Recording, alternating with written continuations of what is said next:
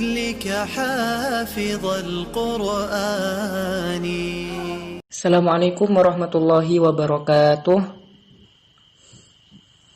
Alhamdulillahi wa kafa. Salatu wassalamu ala nabiyyina Mustafa Habibina Muhammadinil Mujtaba wa ala alihi wa sahbihi alisiddiqi wal wafa, amma ba'du. Yang saya hormati panitia penyelenggara pelatihan praktik kemahiran cara mudah menghafal Al-Quran, seluruh peserta pelatihan, ustadz-ustadzah, bapak ibu, ayah bunda, kakak adik yang semoga semuanya diberi kesehatan oleh Allah Subhanahu wa taala. Alhamdulillah pada hari ini Allah Subhanahu wa taala kembali memberikan kita hidayah serta nikmat sehingga kita bisa mengikuti pelatihan ini di hari yang ketiga. Semoga semuanya baik dari panitia, para pemateri yang lain dan juga seluruh peserta diberi kesehatan, terus diberi semangat oleh Allah Subhanahu wa taala agar bisa menuntaskan program yang insyaallah mubarakah ini. Baik, para peserta yang dirahmati Allah, jika kemarin kita sudah menjelaskan opsi-opsi, menjelaskan peluang-peluang dan kemungkinan bahwa sebenarnya tidak ada kata telat untuk menghafal Al-Quran, tidak ada kata tidak mungkin untuk menghafal Al-Quran. Kita kemarin sudah menampilkan profil-profil orang-orang yang sebenarnya kegiatannya juga padat, mereka juga sibuk tetapi bisa menghafal Al-Quran. Dan kalau kita flashback ke belakang jauh, bahwa para sahabat Rasulullah Shallallahu Alaihi Wasallam itu semuanya kan juga menghafal bukan di pesantren. Beliau radhiyallahu taala anhum itu tidak menghafal di pesantren, tidak di sistem karantina, tetapi mereka tetap menghafal selama mereka bekerja, sembari mereka melakukan aktivitasnya di keluarga, sembari mereka perang. Dan itu semua berhasil di kondisi itu semua Rasulullah SAW berhasil mendidik para generasi-generasi qurra, generasi hufadzul Quran yang menjadi guru dari seluruh penghafal Quran dari zaman sekarang. Kita berguru pada para guru sampai para sahabat. Dan itu semua tidak di pesantren tertentu yang formal khusus menghafal Quran fokus, enggak, tetapi mereka hidup bersama Al-Quran. Waktu-waktu mereka bersama Al-Quran, pekerjaan mereka bersama Al-Quran. Dan itu semuanya sangat mungkin terjadi. Di hari ini kita akan melanjutkan bahwa bukan hanya mungkin dan bisa, tetapi kita juga bisa melakukan itu. Kita akan bahas langkah-langkah nyata dalam menghafal Al-Quran dengan mudah.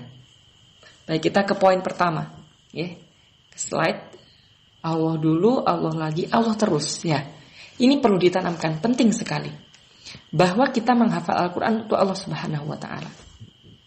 Dan tidak akan hafal kecuali atas izin Allah Subhanahu wa ta'ala. Dan ketika kita hafal pun untuk apa? Untuk memperoleh ridho Allah Subhanahu wa ta'ala.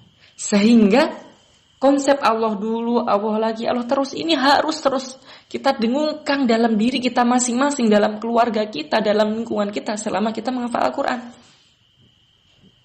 Allah Subhanahu wa ta'ala berfirman, "Qul man kana aduwwan li Jibril fa innahu nazzalahu ala qalbik فَإِنَّهُ نَزَّلَهُ عَلَى قَلْبِكَ بِإِذْنِ اللَّهِ."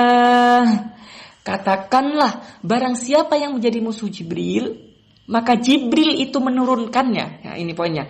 Maka Jibril itu menurunkan Al-Quran ke dalam hatimu dengan seizin Allah Subhanahu wa ta'ala.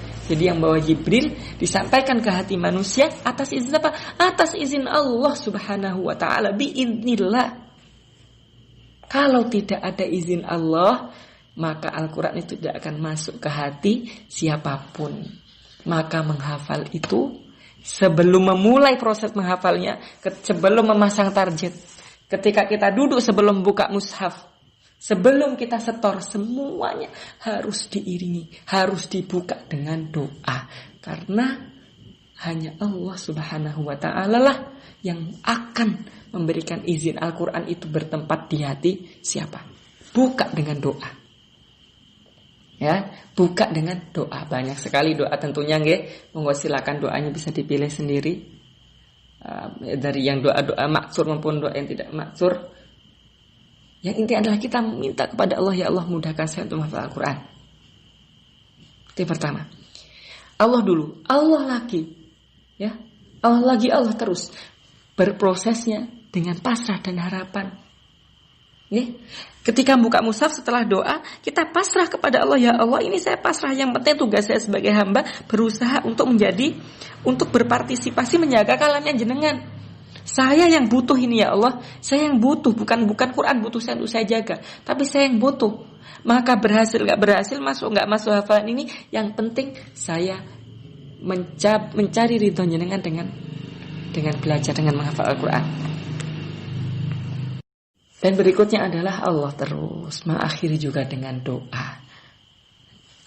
Bisa ketika kita duduk setengah jam dapat hafalan 1 halaman, setengah halaman, bersyukur kepada Allah bahwa Allah sudah mengizinkan Al-Quran itu masuk ke dalam hati kita. Jangan sampai kemudian kita hanya hafal di saat kita duduk itu saja, kemudian justru nanti kelak ketika dipanggil Allah, Al-Quran itu sudah tidak di hati kita. Jadi semuanya libatkan Allah. Itu yang pertama. Yang kedua, kita ke next slide. Membangun komitmen pribadi lah, ini penting sekali nih. Penting sekali. Kalau kita sudah pasang target, semua target-target itu, keinginan-keinginan kita, asa-asa kita yang sudah kita langitkan, gak ada gunanya kalau kita tidak punya komitmen. Ya, tidak ada gunanya kalau kita tidak punya komitmen untuk menjalankan itu.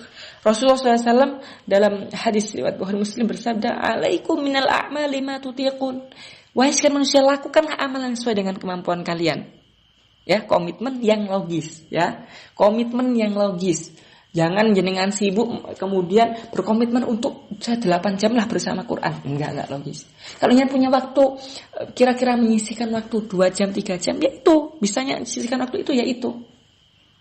Komitmen.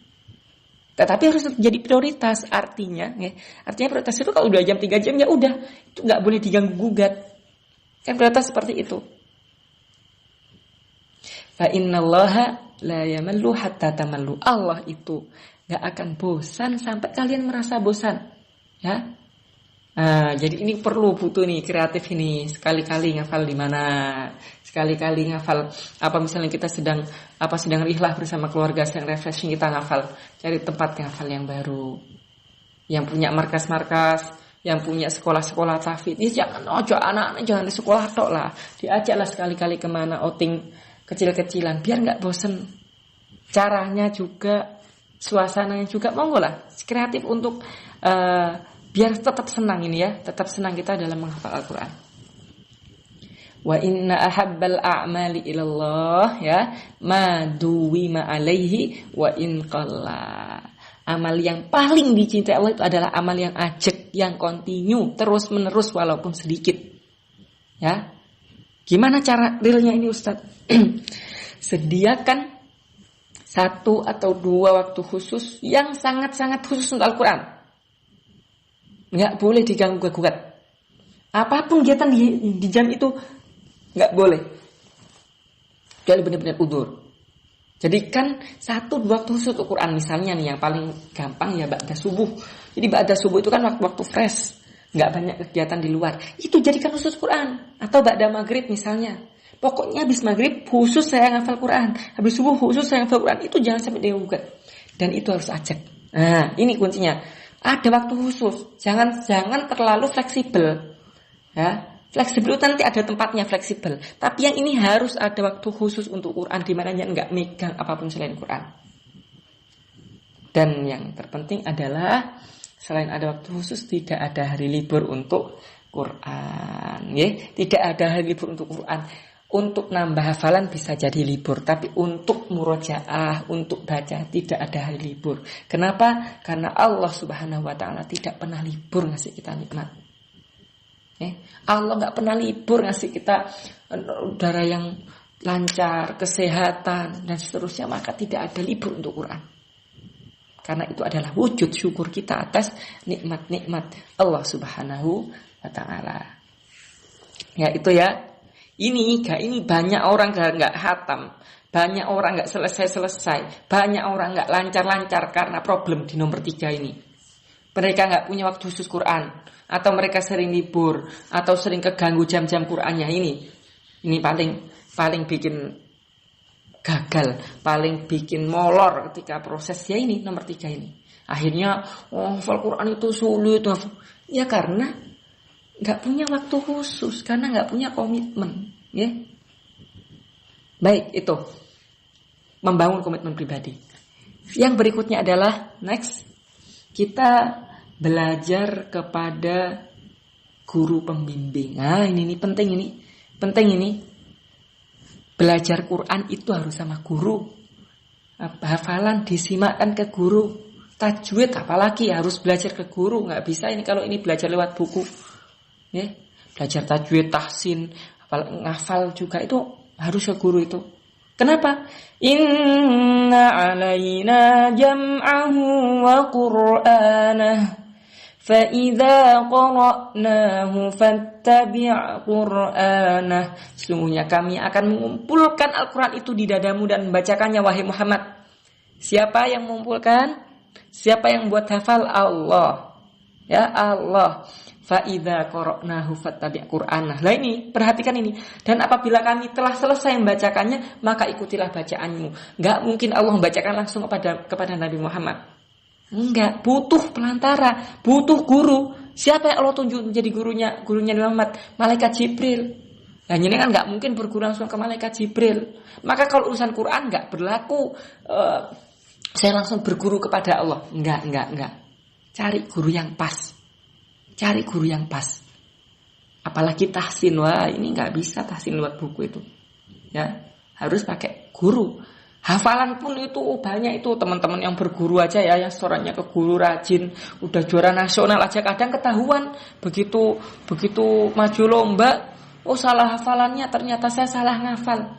Padahal itu udah berguru, apalagi kalau jenengan ngafal nggak disetoran ke siapapun. Wes alamat itu banyak salahnya itu nanti nggih.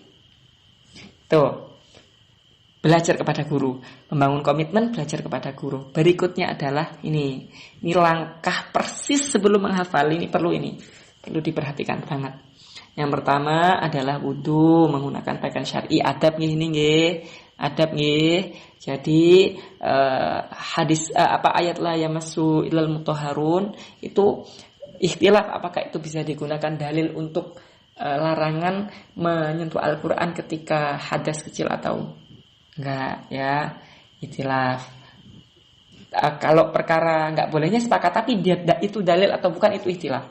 Tetapi itu sepakat bahwa al-mutahharun di sini maksudnya adalah tidak akan ada yang bisa menyentuh Al-Quran dalam arti non materi di Lauhul Mahfuz kecuali malaikat-malaikat yang disucikan. Demikian pula jiwa-jiwa yang bisa menyentuh adalah jiwa-jiwa yang disucikan. Maka kita bersihkan dulu zahir kita dengan wudu. Dan dengan wudu juga Allah juga merontokkan, menghilangkan dosa-dosa kita sehingga mudah untuk menyentuh Al-Quran. Dan menggunakan pakaian syar'i. Adab ini adab. Al-adabu fawqal ilmi. Adab itu di atas ilmu. Ilmunya setutuk apapun dengan sundul langit. Nah, adab tetap wajib dipakai. Ya. Memilih tempat yang baik dan sesuai. Ini untuk menghafal ya. Ini dalam arti proses ziyadah, menambah hafalan. Sekali untuk menambah hafalan. Karena kalau jenengan nambah hafalan di tempat yang rame-rame, nambah hafalan di tempat yang seliweran orang, ini bisa jadi nggak fokus dan nggak jadi-jadi. Ini sekali lagi saya tekankan untuk menambah hafalan. Berikutnya, jangan pegang atau menaruh gadget di dekat Anda. Kalau lagi ngafal ini nih, penyakit ini. Wah, jenengan baru buka Bismillahirrahmanirrahim. Sayaqulu as-sufaha'u minan nasi ma wallahum 'an qiblatihim allati kanu 'alaiha. Qul lillahil masyriq wal maghrib. Ayatnya panjang dipotonglah. Sayaqulu as-sufaha'u minan nasi ma wallahum 'an qiblatihim allati kanu 'alaiha. Baru baca 2 kali, kring kring kring kring. WA-nya bunyi. Ada lah, enggak jadi. Ya, jadi ini distrak banget ini. Nah, jadi jangan biarkan HP Anda menjadi pengganggu Anda bersama sang kekasih yaitu Al-Quran. Selama ziyadah, pinggirkan dulu HP. Ya, di waktu khusus yang jenengan pilih setengah jam, 1 jam setelah subuh atau maghrib itu pinggirkan dulu HP. Yang berikutnya adalah yang keempat, tanggalkan dulu dong, lepaskan dulu dong semua masalah dan bergembiralah. Ya, hati harus dalam kondisi senang. Diingat-ingat apa yang membuat kita senang di hari itu. Diingat-ingat nikmat Allah mana yang membuat kita senang. Sehingga sebelum menghafal itu, hati sudah terbuka senang. Like sudah semberut mikir masalah, wah ini. Jadi ibarat mau ngisi gelas ya, kita mau ngisi air ke gelas dari teko, gelasnya ditutup dengan penutup gelas, ya akhirnya tumpah semua, nggak jadi masuk ke gelas. Ya, itu tahapan realnya, langkahnya tanya itu tetap ada kayak gitu, itu penting. Yang berikutnya baru berdoa, baca Fatihah, baca sholawat atau mengirimkan doa atau meminta dengan apapun ya, dengan bahasa apapun, berdoa kepada Allah agar dimudahkan menghafal Quran. Ya Allah, saya membuku Quran ini mencari dengan mudahkan, dan seterusnya. Ya, ini penting juga. Setelah berdoa, jenengan harus punya gambaran juga. Ya, saat itu mau menghafal berapa? Setengah halaman, seperempat halaman, atau 1 halaman. Ini ada yang model menentukan target. Ada yang menentukan misalnya, ya wes, saya nggak menentukan target per harinya, tapi 1 jam lah. 1 jam saya dapat seberapa pun, tak dapat 2 halaman, 1 halaman atau setengah halaman, ya itu pokoknya saya isi 1 jam. Tafadhol, ini ada 2 paradigma. Jenengan targetnya target hafalan atau target waktu. Tapi saya lebih merekom target hafalan ya, biar kita bisa mengukur. Oh, ternyata bisa lebih cepat, ternyata bisa lebih banyak, dan seterusnya. Oke, seperti itu. Berikutnya adalah memulai hafalan dengan pilihan metode yang sesuai. Ini akan saya jelaskan secara rinci. Menambah hafalan itu metodenya bagaimana, caranya bagaimana di bawah nanti. Nah, tapi ini langkah urutannya dulu. Setelah menentukan target hafalan atau waktu, menggunakan metode yang pas, berikutnya adalah menghafalnya per ayat, bukan per halaman, bukan per surat. Per ayat dulu, baru nanti dirangkai. Per ayat dulu, baru nanti dirangkai. Saya ulangi lagi, per ayat dulu, baru nanti dirangkai. Antum baca, laisal birra tuwallu wujuhakum qibalal masyriqi wal maghribi walakinnal birra man amana billahi wal yawmil akhir wal malaikati wal kitabi wan nabiyyin. Itu pokoknya sampai bawah. Dibaca lagi dari atas, baca lagi dari atas, baca ini agak pada akhirnya harus pengulangannya harus banyak. Buat jenengan yang sibuk-sibuk, saya sangat menyarankan per halaman dulu aja. Per ayat saja, bukan per halaman. Bisa per halaman, bisa. Tapi harus pengulangannya banyak banget. Baru satu digabung, tapi jangan per ayat tok, digabung ya. Nah, nanti kita jelaskan di bawah. Berikutnya setelah selesai di satu majelis itu selesai hafalan, berikutnya adalah mengulang hafalan. Ini nggak bisa dilepaskan. Jenengan begitu selesai 1 halaman atau setengah halaman udah digabung, udah hafal, silahkan Qurannya ditutup ya, jenengan tinggal. Nah, tapi jangan lupa at least 1 jam kemudian udah diulang tuh hafalan. Kan nggak sampai 2 menit atau 3 menit atau mengulang yang barusan dihafal. Itu sangat mempengaruhi. Kalau udahnya tinggal sampai sehari 2 hari, wah itu kayak ngafal ulang nanti. Tapi kalau 1 jam setelah menghafal, kalau 1 jam itu sudah dibuka lagi, insya Allah itu semakin lengket. Nah, setelah mengulang hafalan, menyetorkan ke guru atau ustadz atau musyrif. Jadi jangan langsung habis dihafal langsung disetorin, belum pernah diulang. Ini juga rawan hilang, ya. Itu untuk materi kita tentang langkah-langkah real menghafal. Dari proses kita buka mushaf, sampai setoran. Berikutnya adalah kita akan mencoba membahas poin yang tadi nomor 7 ya, memulai hafalan dengan pilihan metode yang sesuai. Lah ini caranya gimana Ustaz? Lah ini akan kita bahas sekarang. Tapi sebelum itu saya akan mencoba mengajaknya untuk mengenal yang namanya primary system ya, primary systems. Jadi Allah Subhanahu wa taala itu menciptakan manusia dengan alat inderanya masing-masing ya, alat inderanya masing-masing. Allah Subhanahu wa taala berfirman, "Wa ja'ala lakumus sam'a wal absara wal afidah." Dan Allah menjadikan bagi kalian as-sama' ya, pendengaran, absar, penglihatan, wal afidah, dan hati. Ya. Dan dalam teori yang lebih modern kita bisa menganalisa, kita bisa membaca, memahami itu dengan yang lebih kompleks ya.